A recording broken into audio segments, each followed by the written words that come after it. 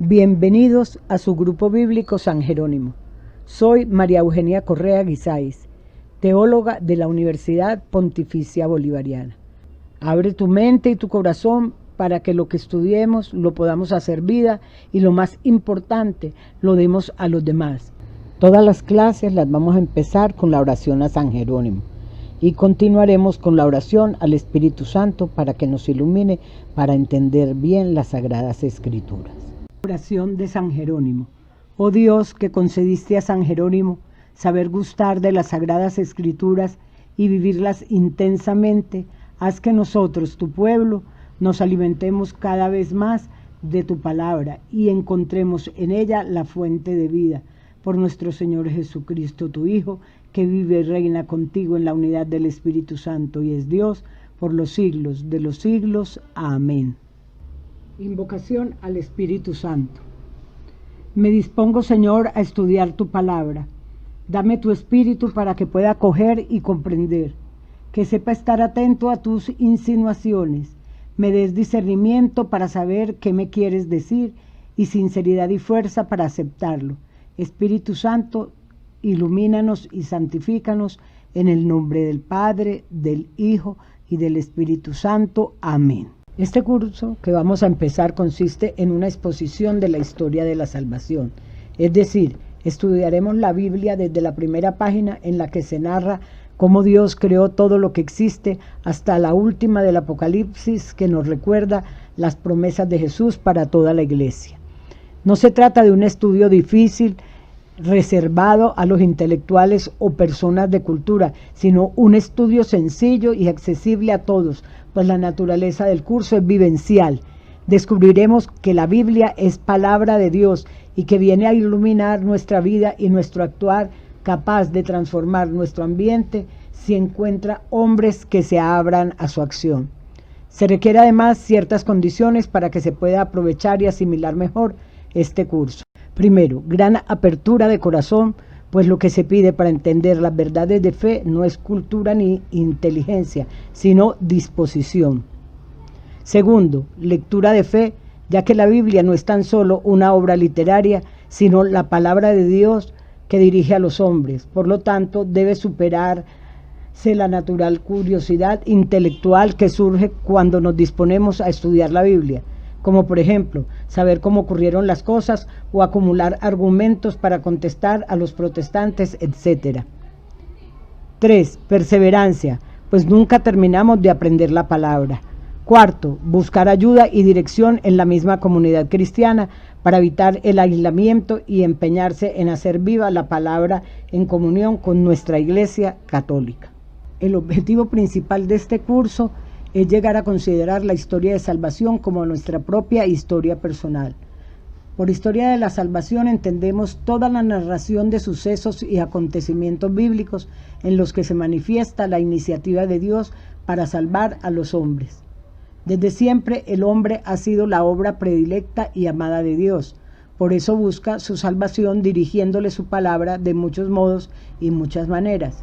Ese mensaje dirigido a los hombres de aquel tiempo se convierte gracias a la palabra en mensaje para nosotros el día de hoy, pues las experiencias de los personajes bíblicos son experiencias humanas por las que todos pasamos. La historia de la salvación es un tejido de historias de hombres y su relación con Dios, de cómo, a pesar de las miserias y debilidades de esto, Dios no se cansa de hablarles.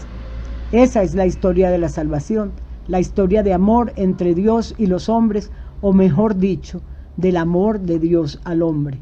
Todas esas palabras, experiencias e historias, Dios quiso dejarlas plasmadas en la Escritura, para que todos pudiéramos alimentarnos de ella. Así pues, a pesar de que ocurrieron hace muchos cientos de años, no son ajenas a nosotros, sino que reflejan nuestro mismo sentir y actuar. Como veremos más adelante, la palabra de Dios es siempre viva y actual. ¿Por qué estudiar la historia de la salvación? En Lucas 24:32, cuando Jesús se encuentra con aquellos dos hombres que van tristes porque ya lo mataron, se le desmorona su esperanza, su ilusión, y no solo a ellos, sino a todos. Jesús se encuentra con ellos y les pregunta qué van haciendo, ¿Qué van diciendo? Ellos le hablan de que están tristes, de que se murió Jesucristo, lo mataron, etc. Entonces se dijeron el uno al otro. ¿No sentíamos arder nuestro corazón cuando nos hablaba en el camino y nos explicaba las Escrituras? Esa misma sensación yo la tuve cuando descubrí un curso de Historia de la Salvación. Ya me gustaba mucho la Biblia, ya tenía varios años estudiándola, pero cuando empecé a ver el orden de la Biblia, la historia completa, digamos toda la película, no nada más pedacitos, sí sentía eso, me ardía el corazón, me emocionaba tanto con cada cosa nueva, fue tan grande mi emoción que al mismo tiempo que la iba estudiando quería darla a los demás. Por eso me decidí a hacer este curso. Esa es la misma sensación que tú debes sentir al conocer toda la historia. Esto te ayuda mucho para muchas cosas. Aquí tengo algunas. Hace arder nuestro corazón y casi es literal y es muy bonito. Entendemos mucho mejor la Sagrada Escritura, especialmente en las lecturas de la misa, porque ya sabes ubicar, por ejemplo, dónde está el rey David, dónde está el rey Salomón, de qué me están hablando cuando me hablan del exilio, cuando me hablan de que el pueblo está llorando. La gente habitualmente lo escucha, pero no lo ubica. Pero cuando vas a una misa y escuchas la lectura, y aunque el padre no lo explique, tú ya sabes de qué está hablando. Tú tienes claro eso porque sabes dónde está y sabes por qué la iglesia ha puesto 3 lecturas, incluido el Salmo, unidas en la misma misa, porque todas tienen relación. Entonces te ayuda mucho a entender la historia de la salvación. Entendemos nuestra relación con Dios. Quizá el punto más importante, entender nuestra relación con Dios. Hay muchísimos personajes, de algunos se hablan cosas muy profundas de su vida.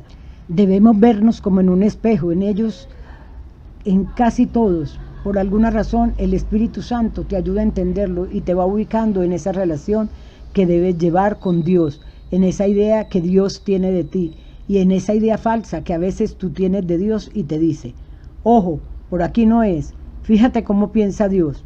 Para eso te sirve estudiar toda la Escritura, toda la película completa y no solo pedacitos, porque los pedacitos son muy bonitos, pero también con pedacitos el protestante ataca al católico y el católico se lo cree.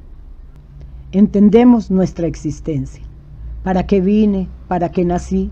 ¿Cuál es el objetivo de esta vida? ¿De qué sirve vivir 10 años, un mes, 100 años?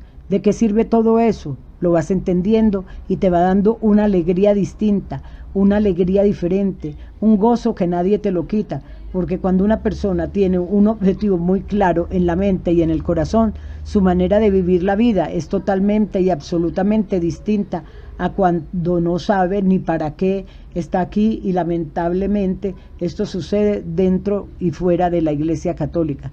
Hay muchas personas que no tienen idea de si nació para gozar, de si nació para estudiar, de si nació para trabajar. ¿Para qué nací?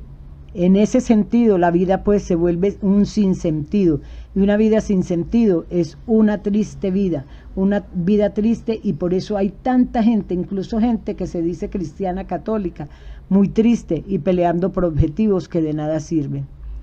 Dirá San Pablo, ya no vean las cosas de la tierra, hay que ver las cosas del cielo, y la persona que va entendiendo solamente las cosas de la tierra es una persona triste, molesta, desorientada. La persona que va viendo las cosas del cielo, que todo lo pone en su lugar y que en el primer lugar va Dios, lleva una alegría que nadie le puede quitar, y eso es lo que yo quiero comunicarles, eso es lo que a mí me enseñó la historia de la salvación, y por eso es que me atrevo a hacer esto. Yo podría estar haciendo otra cosa tal vez, pero yo sé que el Señor me pide que llevemos su palabra a las personas, que las llevemos no con amargura, con una tristeza, sino con alegría. La alegría de ser cristianos alegres, dice San Pablo, pero alegres en el Señor, eso sí nos hace falta. Bueno, en primer lugar, señalo que la Biblia es el libro fundamental de esta historia de salvación. Utilizaremos mucho la Biblia y profundizaremos en ella, conociéndola por dentro, analizándola cómo está formada, cómo está estructurada y cómo se busca en ella. De ese modo podemos entender e interpretar mejor y así conocer a Dios que nos habla por medio de ella. Toda la Biblia es una historia viva del amor de Dios con la humanidad a través de la historia de un pueblo llamado Israel que Él eligió para salvarla. En esa historia de Israel podemos ver como en un espejo el caminar de cada pueblo y de cada persona en sus esperanzas y en sus luchas, en sus éxitos y en sus fracasos y sobre todo en su relación con Dios. La historia de salvación es un largo proceso que Dios ha realizado y sigue realizando con su pueblo para regalarle la salvación. La historia de la salvación es la realización del plan de salvación que Dios quiso a favor de la humanidad, que tiene su realización perfecta en Jesús de Nazaret, que murió por nosotros y para nuestra salvación, resucitó y subió al cielo, lugar de nuestro destino final. Nuestra salvación tiene una hermosa historia que tiene un pasado que comienza con la creación, se concreta con Abraham, pasando por Moisés, por los reyes y profetas, hasta Juan el Bautista. Todo este pasado narrado en el Antiguo Testamento conduce hacia Cristo, nuestro Salvador. Él da cumplimiento a la promesa de salvación. Esta obra salvadora tiene un presente, ya que Jesucristo la encomendó a la Iglesia, que desde su inicio hasta hoy va anunciando este evangelio de salvación, dando sus signos y comunicando a través del Espíritu Santo esta salvación obtenida por la muerte y resurrección de Cristo hasta que Él vuelva glorioso a consumar su obra y a poner todo a los pies del Padre, que es su futuro. Bueno, la historia de la salvación tiene dos etapas, que es la antigua alianza entre Dios y el pueblo de Israel por medio de Moisés, y tiene también la nueva alianza entre Dios y toda la humanidad por medio de Jesús. Vamos a ver un resumen de los gráficos de la historia de la salvación. Después vamos a ampliarlos más adelante. En este terminamos hasta aquí como introducción. El primer paso dado por Dios fue la creación, cuya obra culminante fue la creación del hombre y de la mujer, y la Biblia termina diciendo: y vio Dios que era muy bueno. El pecado vino a dañar el proyecto de Dios, pero Dios, sabio y rico en misericordia, no lo abandonó al poder de la muerte, sino que le prometió la salvación. El segundo paso es cuando Dios inicia con Abraham el camino de la salvación. La fe firme y decidida de Abraham, respuesta a la promesa de Dios. Esta promesa de salvación continúa en Isaac, Jacob y sus descendientes. El tercer paso se da cuando Dios libera a su pueblo de la esclavitud, manda celebrar la Pascua o el paso hacia la libertad y hace una alianza con su pueblo, donde le promete su asistencia en el camino difícil hacia la tierra prometida. El cuarto paso se da ya en la tierra prometida cuando Dios le manda jueces que manifiestan el amor misericordioso de Dios y piden fidelidad a la alianza. Los reyes que luego Dios elige son sus representantes para gozar del favor de Dios, deben ser fieles a la alianza y deben de manifestar que solo Dios es rey. En esta historia de salvación, Dios rechaza la infidelidad del pueblo a la alianza, quitándole su favor, lo cual da como resultado que el reino se divida y el pueblo va al exilio, donde debe purificarse de la infidelidad. El quinto paso lo marca el regreso del exilio y la reconstrucción del templo. Son signos de que Dios no les ha abandonado para siempre y de que les ofrece otra oportunidad.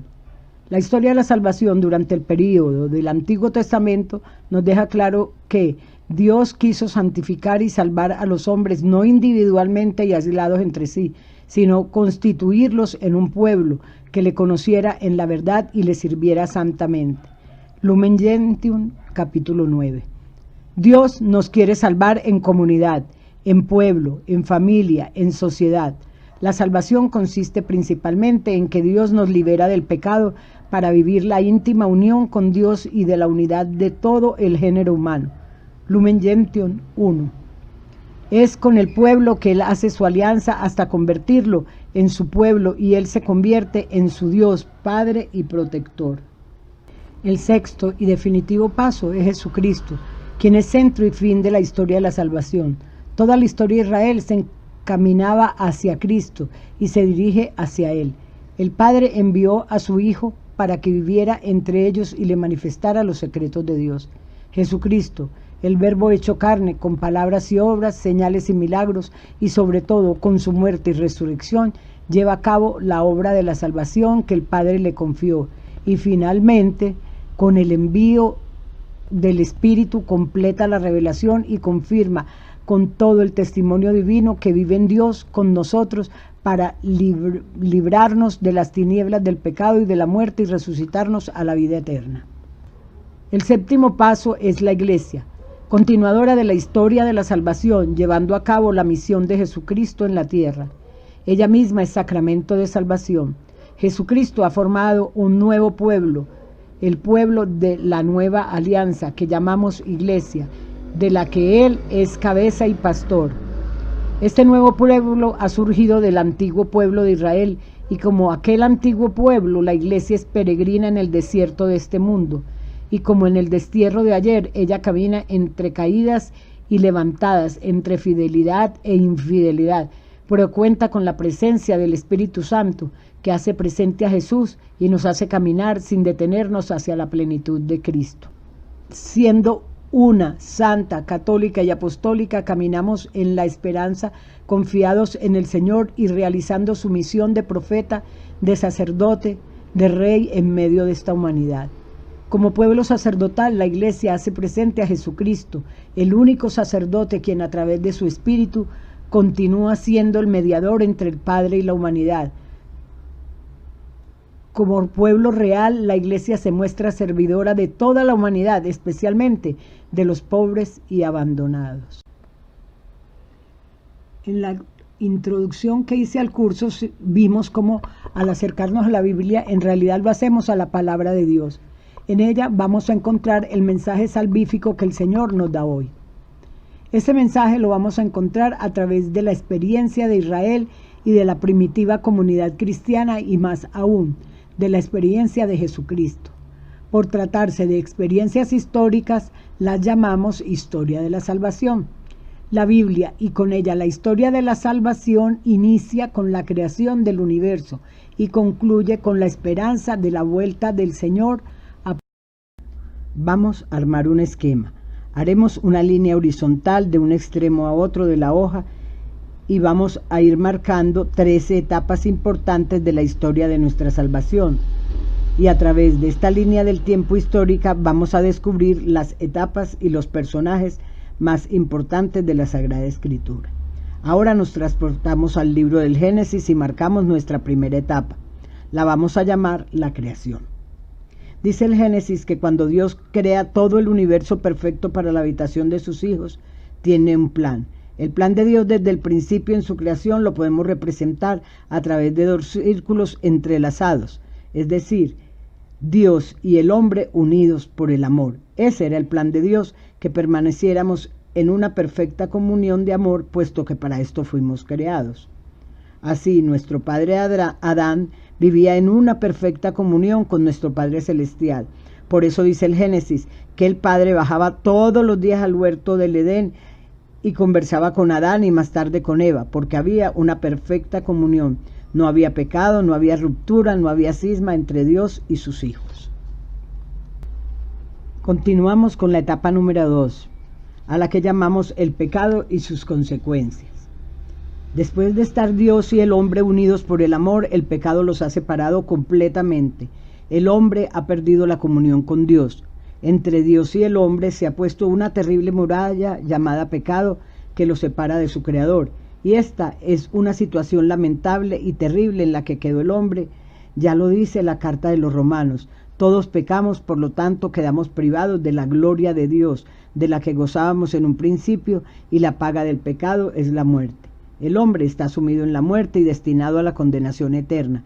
Entonces, al verse separado del amor de Dios, de la seguridad, de la confianza, de la vida, de la luz, de la verdad, se siente solo, lleno de temores, lleno de miedos, de complejos, y quiere recuperar lo que tenía antes, pero separado de Dios no puede. Entonces ingenuamente empieza a buscar caminos.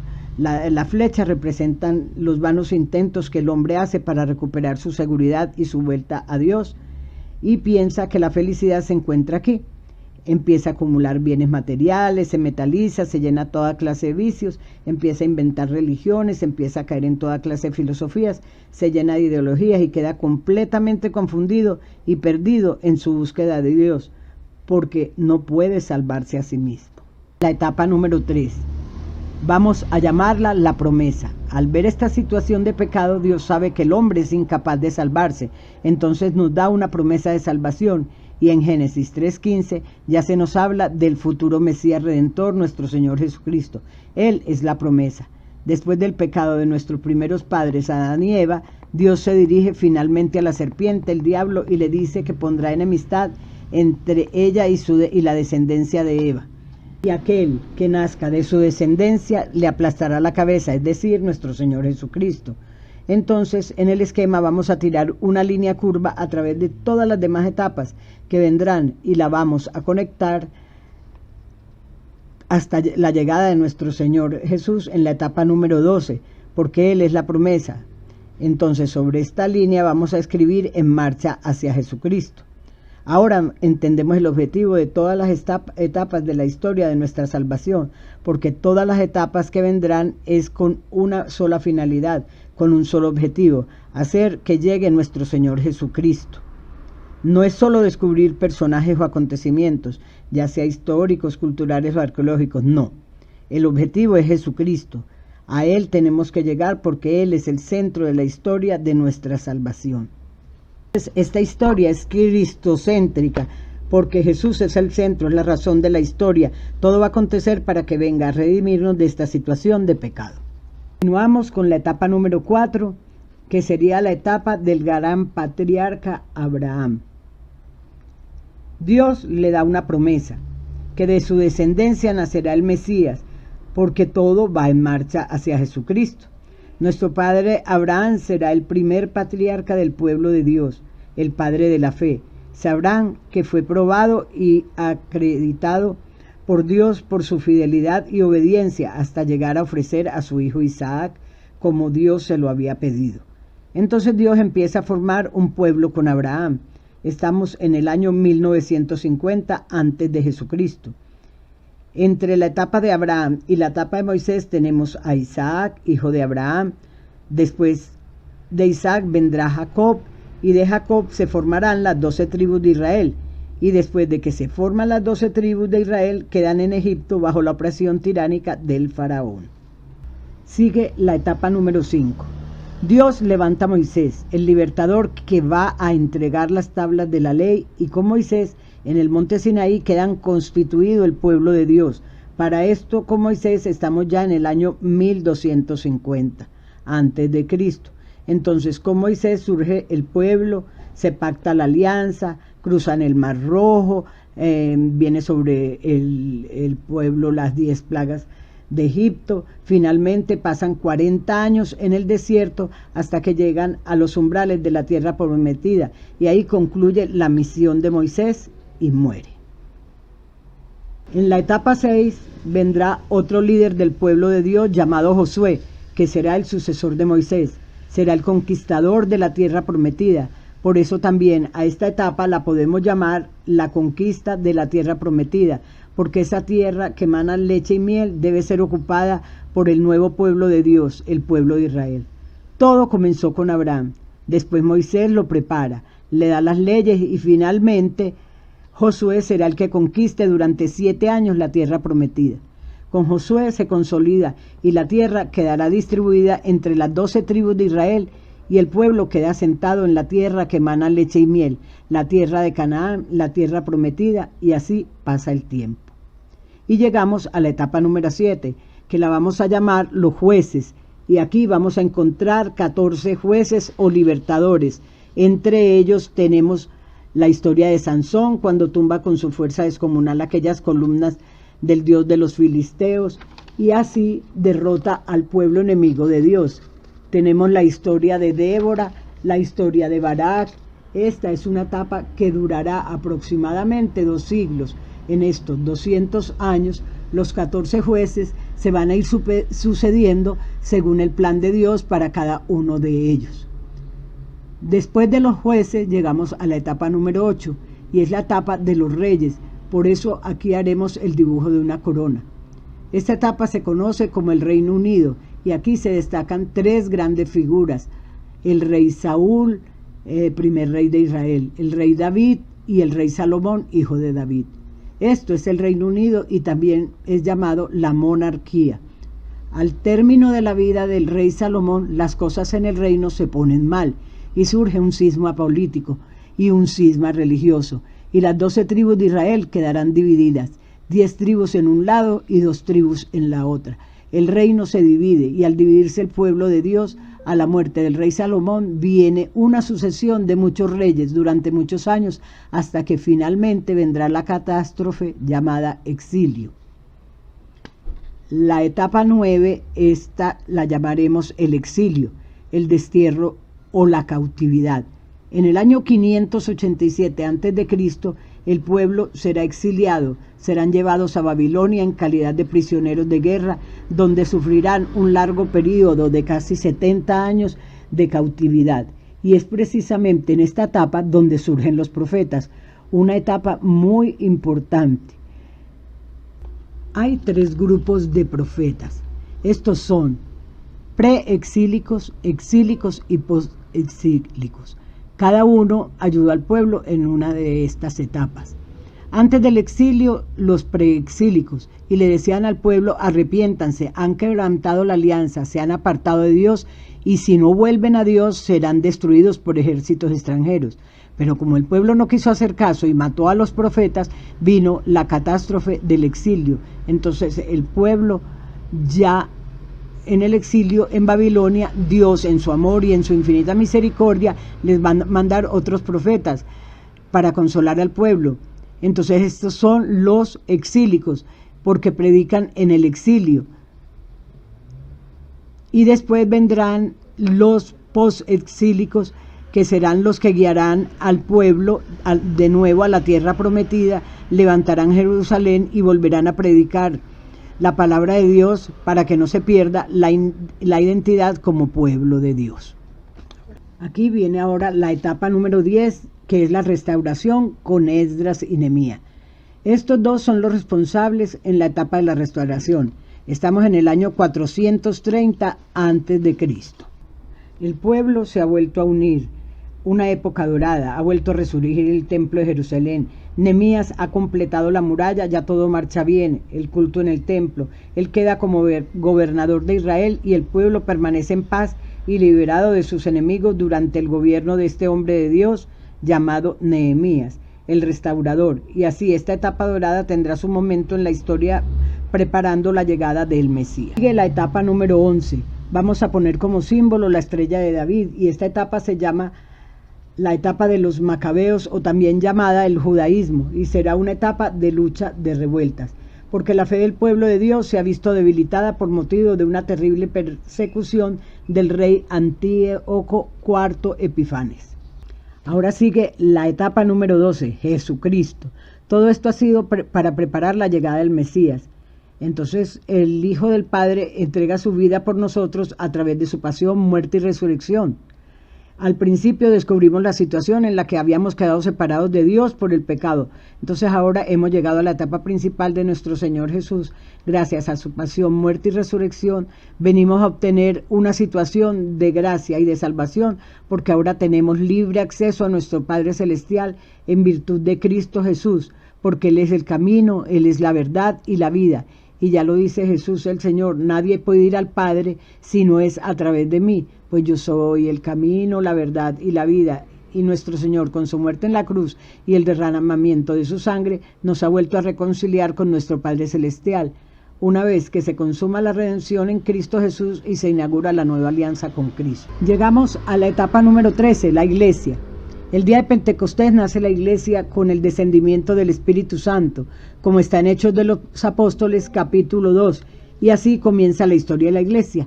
Concluye la historia de nuestra salvación y se abre la historia de la iglesia, que sigue siendo la historia de nuestra redención.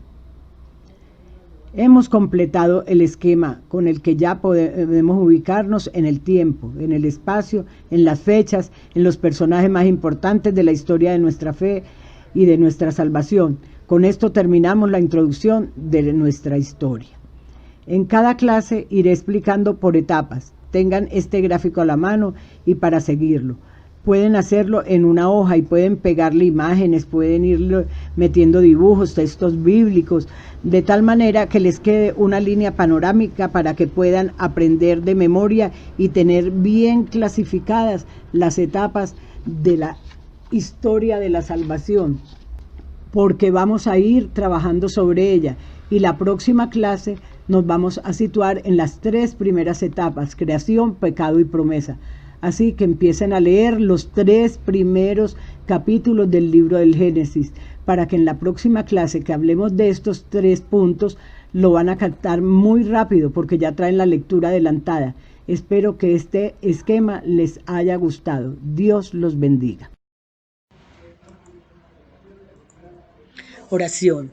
Gracias, Señor, porque al leer y estudiar tu palabra nos invitas a seguirte con fidelidad. Tu mensaje ha dejado huella en nuestra mente y en nuestro corazón. Fortalecidos por tu luz, nos disponemos a hacer realidad cuanto tu Espíritu nos ha hecho comprender. Ahora, Señor, estamos preparados para vivir según tu voluntad. Que tu Santa Madre, la Virgen María, Madre también de nosotros, sea nuestra estrella y guía en la misión de anunciar hasta el fin de los siglos la buena nueva a toda la creación. Amén. Bueno, entonces hemos finalizado nuestra clase de hoy. Espero volverlos a encontrar en el Meet el próximo miércoles. Recuerden que es cada miércoles la clase a las 7 de la noche. Yo los estoy enviando el link por ahí a las 6:30, faltando un cuarto para las 7, para que tengan tiempo de organizarse y de entrar. Recuerden siempre la lectura diaria de la Biblia, como dice aquí, diaria. Así sea un versículo, lo que sea, pero que leamos algo de la palabra de Dios para que Él nos hable. Acuérdense que cuando nosotros oramos, le hablamos a Dios, pero cuando leemos la Sagrada Escritura, Él nos habla a nosotros. Dios los bendiga y los espero el próximo miércoles.